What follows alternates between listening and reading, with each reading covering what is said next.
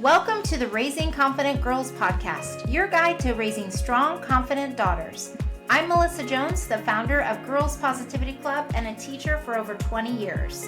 In a world where girls often feel overwhelmed, anxious, and confused, this podcast is your go-to space. As caregivers, we navigate challenges together.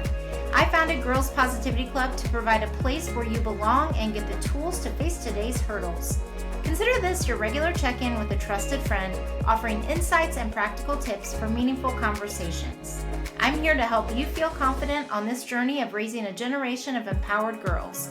Let's dive in and raise those confident girls together. Hi everybody, welcome back to Raising Confident Girls. I am so happy you're here with me today.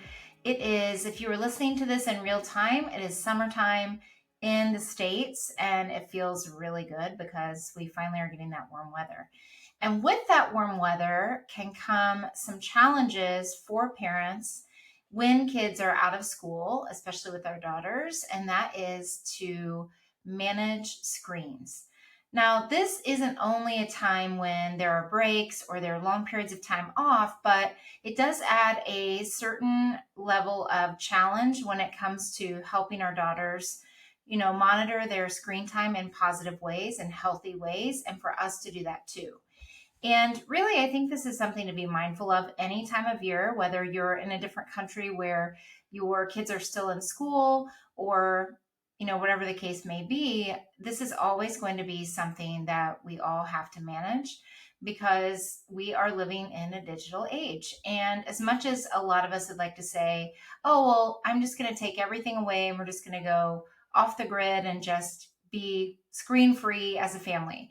That all sounds well and great. And if that is you, then all the power to you. But most of us, we just want to be present parents, be connected with our daughters, and also manage and help our daughters manage screen time in healthy ways. So this is what I hear from a lot of parents is, they like to stay connected with their daughters, and sometimes screens can get in the way. And also that during the summertime, especially, or anytime there's a school break or a weekend, the girls are fighting for more screen time. Now, let me tell you why that is. So obviously, we can talk about the prefrontal cortex of the brain and how it's still developing in girls and in kids, and how really social media and screens are feeding into that to where they're getting like constant hits of dopamine and all of those things. Like, we can talk scientifically, but really what the girls are experiencing, not only that, but as a developmental stand, but also it's all social for them. And especially as the girls are going to get older, they really crave that social interaction. Now, you might be saying like, well, they can get that at school. They get plenty of time with their friends at school.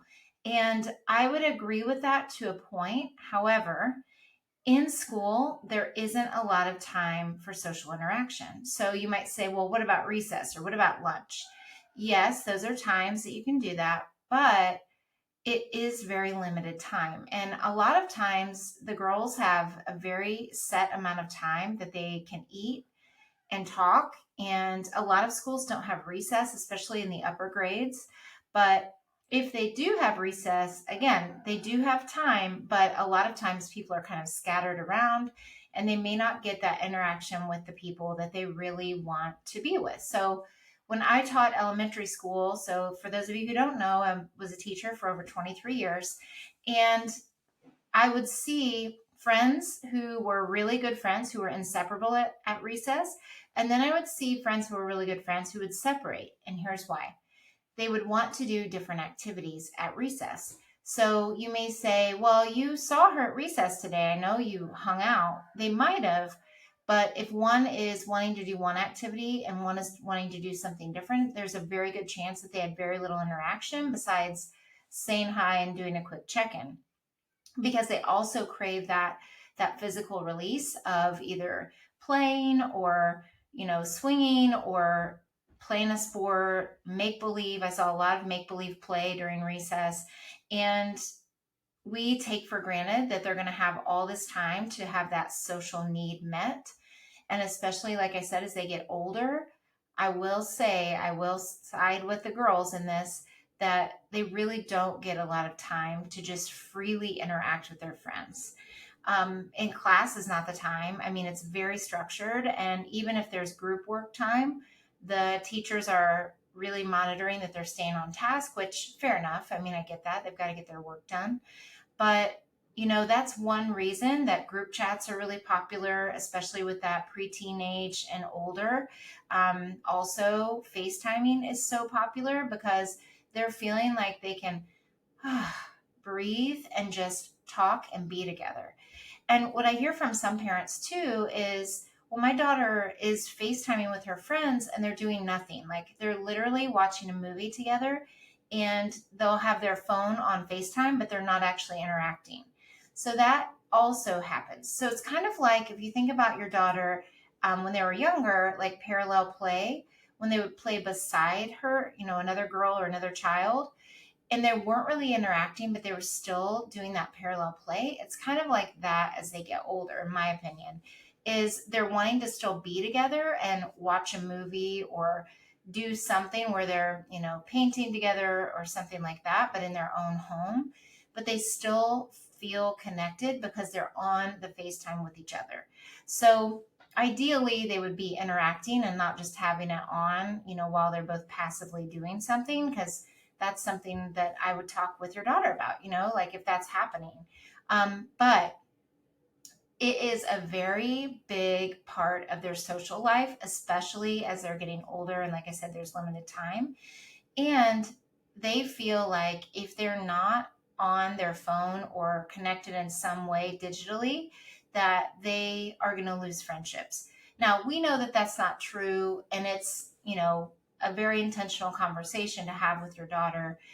And it's also managing how to do that without them being on their phones and being on their screens all the time. So it's like seeing their perspective and you also sharing your perspective with them is really important. And I'm going to give you some tips on how to manage all of this in a minute. But really, it's understanding where they're coming from. So if you think about, like, I hear a lot of parents say things like, well, we didn't have that and we turned out just fine. Like, we didn't have any technology, all these things. We did have TV, and I know that, we watch TV with our friends and things like that. So for them, they don't really know any differently because this is how they've grown up. And so we have to adapt and help them manage it in healthy, positive ways so that we can make it something that isn't always just taken away and that's the only answer. Now, do I believe there's a time and a place for that? Absolutely. I definitely have done it as a parent. I've taken screen time privileges away, and agree with me or not, I think there is a time and a place for it when boundaries are crossed and agreements are not being met by your daughter. That's my opinion. And I think that group chats are another thing that are really common with girls, and they can be good and bad. Like they can be a good way for a group of friends to interact. And then I also have several examples of cases where somebody, says something unkind in the group chat and then everybody sees it and then it becomes this whole thing. So again, there's pros and cons to all of it, but the real beauty of us having this conversation is that there are ways around it and there are ways to help her navigate it in an intentional way and for you to support her in that and for you also to come together about like what you both want out of it.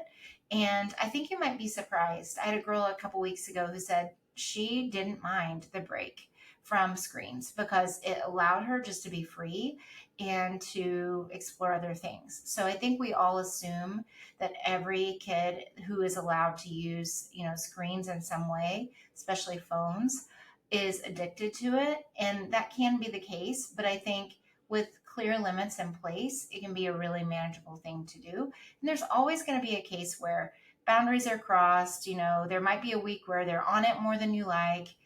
I will say this every podcast that I think about it is that I'm not a perfect parent. I have definitely, broken some of these rules. I've, made mistakes. I've learned from it. And really, isn't that what parenting's all about? It's like figuring out what works for you and what you believe in your family, setting limits, and trying to help them navigate, digital things in the healthiest way possible. Even if we're not perfect at it all the time, we just keep trying different things.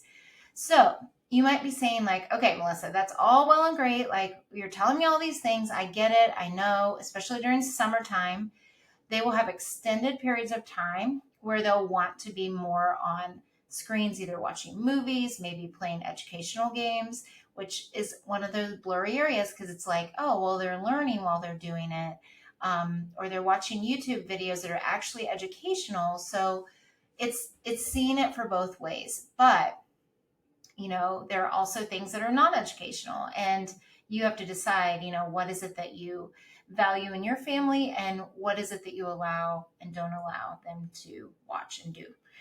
So I have some different things that I think would really help. And really, if you think about the main problems, just really quickly, are social media and peer influence. So, especially, I saw this all the time in the classroom with girls who got phones before other girls. And every family has their own rule about it. So, we waited pretty late to give my son a phone. He was in eighth grade before he got a phone, and he would beg us and tell us like he was the only one and all these things.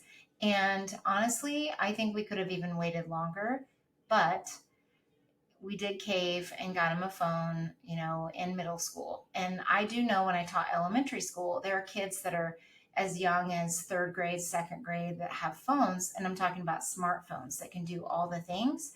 So it's really a family's preference, but you do open up that whole world of the internet. And I think that there are phones you can get where you can have parental controls and you can keep them safe from things. But you have to ask yourself if you're ready for your fourth grader to be on Instagram or TikTok or whatever it is. And if so, how to protect them from outside people that are going to, not be the right people for them, and to how to keep them safe and how to keep them doing other things too, while also interacting with peers and following accounts that are actually positive. So it's a lot to do. And you might be thinking, like, oh my gosh, that is so overwhelming, which it is. But I always believe, like, one thing at a time. So that's one problem. Another one is it can affect their sleep. So I have a rule that my son is not supposed to have his phone in his room beside his bed when he goes to sleep, because I don't want the blue light there. I want him to be totally free from his phone. Summer months were a little bit more lenient, but he is 16, so it's something that is a work in progress for us. But there's lots and lots of research that says that even adults, keeping your phone out of your reach at night when you're sleeping is so much more healthy for you. I do listen to white noise at night, on my phone, and I do keep mine beside my bed because my husband's a police officer who works nights, and I just feel a comfort in having my phone right there in case something would happen. However, I still could do way better in that area, and I think that I try not to check it or do things in the night, but everybody, you have a habit. You're like, oh my gosh, why am I doing this right now? I just totally picked my phone up in the middle of the night. So we want to avoid that as much as we can with our daughters and teach them those good habits, which would be to help them manage it by not even having an iPad, a phone, anything in their room that would disrupt their sleep. So that's another problem. And then just, girls can be really resistant to these boundaries that you would set in place because they don't want it. They think that they need to be on it all the time. And I just heard a parent tell me last week that her daughter was in a conflict with one of her friends, and the way they were communicating was through their iPads and phones, and it was just going like in circles. Nothing was being resolved. They were both just texting back and forth, and it was causing her daughter a lot of stress. So, thinking about, like, okay, they're going to be resistant to it, but there has to be a point where you're like, okay, enough's enough. You've had this conversation. We're going to just tell her you have to go, or whatever it would be, whatever the situation would be. And we'll come back to it another time. We'll try and get her to come over in person, face to face. You girls can work this out. I will be here to support you, come up with a game plan in that way. So those are some very common problems that arise from social media, besides managing the things that she's on. But what can you do? Well, there is a whole process you can do. These are ideas. And so I'm going to use an acronym SCREEN for it, since this is screen time struggles. The first is to set those clear boundaries. So whatever that is for you. So I've heard parents say in the summertime, you have 3 hours of screen time per day. And the rest of the time is this. I saw this on Instagram. It's a girl dad that I follow who's really awesome. And he was talking about how they have family meetings. So they bring everybody together at the start of summer and they say, because I thought this is a brilliant idea, and this is how they set their boundaries. This is what we expect when your friends come over. If you leave a mess, you clean it up. Screen time, you get 3 hours a day. That could be movies, that could be games, that could be, FaceTiming with your friends, but we're not going to have endless screen time where it's just open ended and you just do it all day. The rest of the time can be spent with A, B, and C. So that he mentioned like sports, um, arts and crafts, reading, playing at a friend's house, things like that. So just deciding like what is that for you and making that clear. And the hardest part is sticking to it, and either having a parental control that automatically turns it off during that set time. And I think that's the easiest way, because then there's not necessarily that back and forth of like, give me your phone. No, give me your phone. No, and regardless, I mean, I've been through all these situations. It's like, do you ideally want your child to be like, oh, yes, here, mother or father, here's my phone, no problem? Of course we do. But they're getting that, that dopamine hit. They're getting all the things. It's a fun game, it's a good movie, whatever it is. But there has to be a limit. And it's the hardest thing to enforce. But the more we do that, the better habits they're going to have with it. So that's S, setting boundaries. The C is creating balance. So again, it's creating that balance of like on screen, off screen activities. So you may be like, well, this is common sense, but it's really helping them make it happen.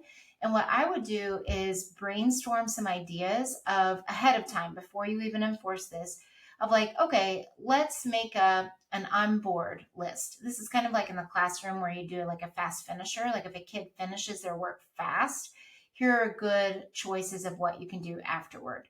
There's this, this, this, or this. So it's like a menu. So the more ownership she has in that, the better. And these are, again, off-screen things. Will she draw? Will she read? Will she go for a walk, jump on the trampoline, whatever it would be? So just brainstorming those lists and helping her manage that without her just coming to you all the time like, I'm bored, I'm bored, I'm bored, until you cave and give the phone, which I've totally done before, because for whatever reason I did. Because honestly, again, I'm not a perfect parent. I've definitely broken these rules, but it works so much better when you don't. And I've paid for it. Like, okay, that was not good. And now, they're going to think that they can do this every time. So then it kind of sets you back. But even if that happens to you, just keep going and just try again. There's no beating yourself up. You just keep trying. The R in screen is to be a role model. So this is one of the hardest things too, is to be that role model for them. Have off-screen times for yourself. Have times where you put your phone in the other room and you're fully present with your family. You have a cutoff time in the day, whatever that would be. It's really tricky. I have a hard time with this one because I do so much of social media and, posting about Girls Positivity Club and trying to keep in touch with parents or with donors of the nonprofit. And I have mentors I have calls with, and like a lot of my stuff is online. It's all the back end stuff that I do. And so I have a very hard time switching that off, but it's a goal of mine to be a good role model with that as much as possible. The first E in screen is enable controls. So there are lots, you can just Google like parental controls for devices, and you can do it for TVs, iPads, phones, any kind of device. And you might say, well, kids can figure out a way around it. Yes, that's true, but you want to set them in place as much as possible and just be aware of it and double check that it's actually working. So I think the parental controls take away that struggle of, okay, I believe when you set a boundary, you give a warning, like, all right, 10 more minutes. And then remember, that's the end of your screen time. And I don't think you should do like in my opinion, 5 minutes, 4 minutes, 3 minutes, 2 minutes, not like 10 reminders, but maybe a couple of reminders to just give them an idea of like, all right, we're almost at that time. And then there will probably still be the begging, but just sticking with it. And especially if you have that parental control, it just shuts it down right away. The other E is engage in conversation. So have open conversations about technology, about social media, about using screens. To explain to them why. Like, it's better for your mental health, it's better for your brain, it's better for your body if you take breaks. And I don't just mean go and sit on the porch for 5 minutes until you get your screen time back again, or do like go scribble on a piece of paper and be like, I did art, can I have my screen now? So I have heard of moms who have said, we made this like, you have to do these things before you do screen time, and they were like, my kids just rushed through all the things so they could get their screen time. So again, you have to figure out what works for you, but also communicating at a developmental level, like why you're doing this and why it's important. And what is good for your body and your mind is, connection with friends, connection with family, going outside, um, exercising, doing art, reading. All these things are so good for your mind and your body. And just making that really clear of why you have these things in place. And again, do it at their age level, developmental level. But I think you'll be surprised that they understand it better than you think. They may not like it, but they will understand it. And then just ask them how they feel about it. Ask their perspective. Even if you don't agree, even if they're like, well, I won't ever see my friends. And if I break my Snapchat streak, then I'm going to start all over again. Like, you could say, I get it. I understand that that's important to you. My job as your mom is to make sure that you also can do other things, and we all need breaks. So listen empathetically, acknowledge how they're feeling. Doesn't mean you have to agree, or dismiss what they're feeling. Like, oh my gosh, I can't believe you're thinking that. Like, just acknowledge it. Like, thank you for sharing that with me, and then share yours and just move on. And have open conversation, obviously. And then the N in screen is navigate content.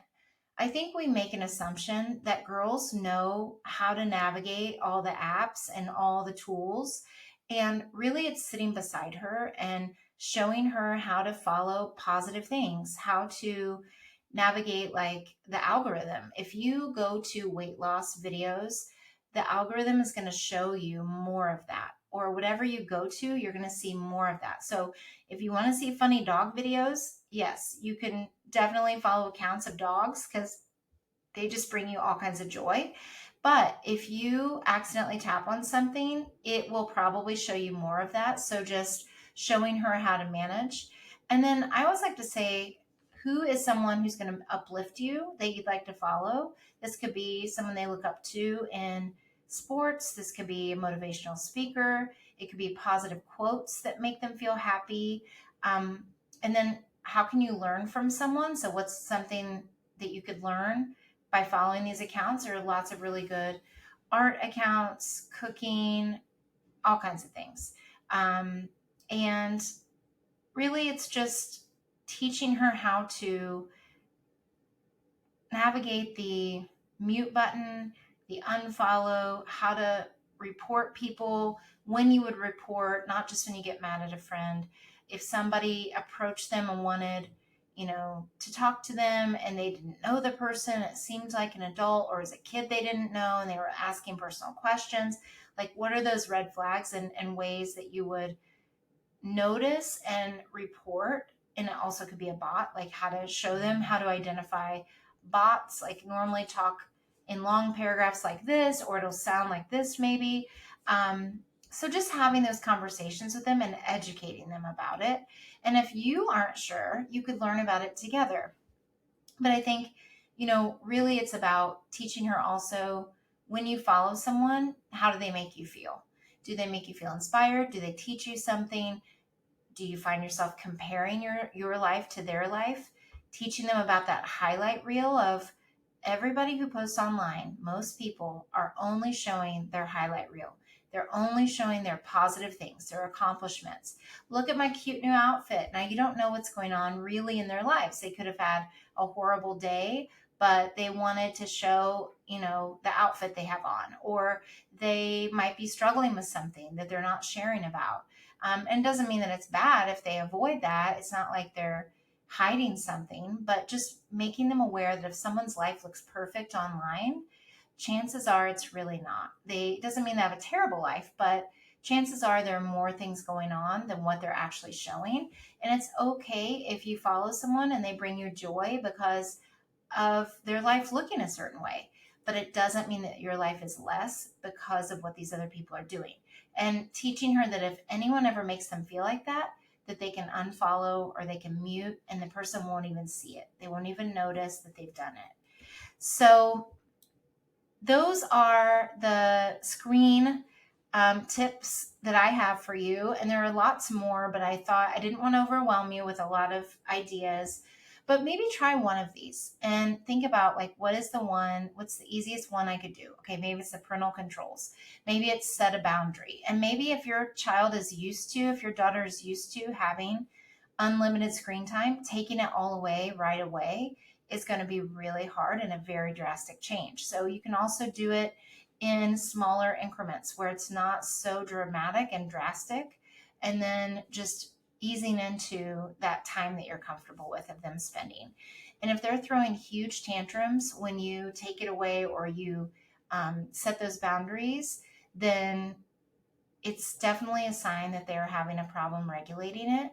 And what I always tell myself is if there's a big fight or a tantrum or something, it's a clue to me that this needs to be addressed and I can make it through it. If I make it through the tantrums of toddlerhood, of them kicking, I remember stepping over, my son when he was kicking the refrigerator, and people would say, I can't believe you let him do that. Well, it was that or whatever. It would just explode somewhere else. So I just stepped over him and plugged my ears and I hated it, but I had to get through it.